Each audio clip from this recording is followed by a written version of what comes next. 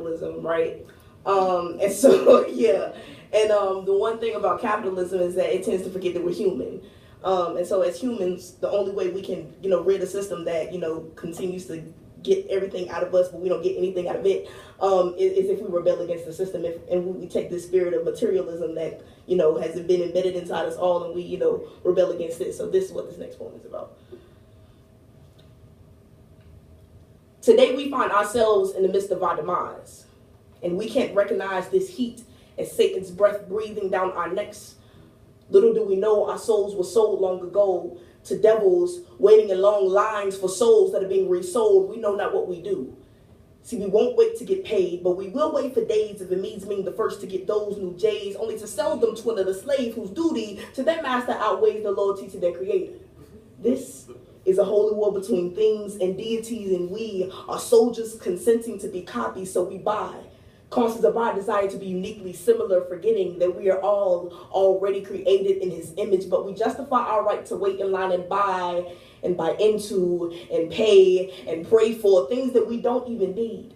These wants, disguised and greeds are vital to our internal desire to blend natural with synthetic like a good weave. We are autonomous as we agree that these things are a necessity. But this mind that we find on the corner of detention and freedom is disputably purity, our mind, its very own religion, a carcinogen in transit. So we abide by idols and not by Bibles.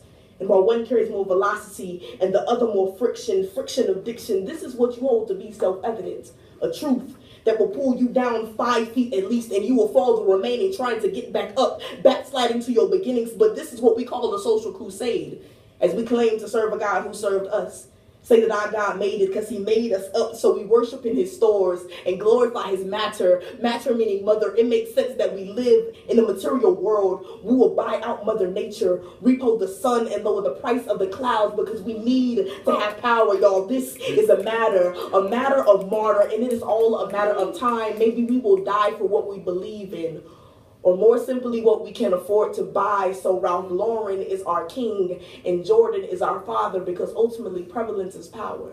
And if this is the case, we've mass communicated our religion and mass produced what we worshipped. We've come to believe in nothing that lasts longer than a fad, and history is abstract because to us, nothing before us existed. That makes Jesus fiction because we haven't taken the time to fit God into our reality, to fit God into our morality. We are mentally murdering our maker with AK-47s and matter and material things, yet these guns still get all the glory. This is social suicide because the mall, it is our kingdom, and our wealth, it is our freedom. We will go broke for anything broke and bend over backwards if that helps us look more appealing. Maybe, just maybe, it's the camaraderie of being remembered by your comrades that you put above all things, with no history necessary, no values needed. Our values depleted, lost in rapid assimilation, caught in rapid fire, died an honorable death.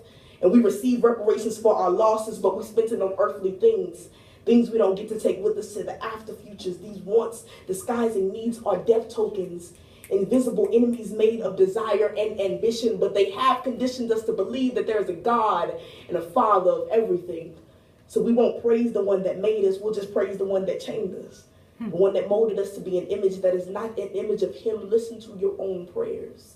They've become dependent on blessings and give me's, but we forget that in his image Jesus did not have things, so we cannot let this gold become our God. We cannot place our bodies up for barter against our soul, spirit, and our salvation. We must believe that one day we will make it to where we're supposed to be, empty-handed. Thank you so much.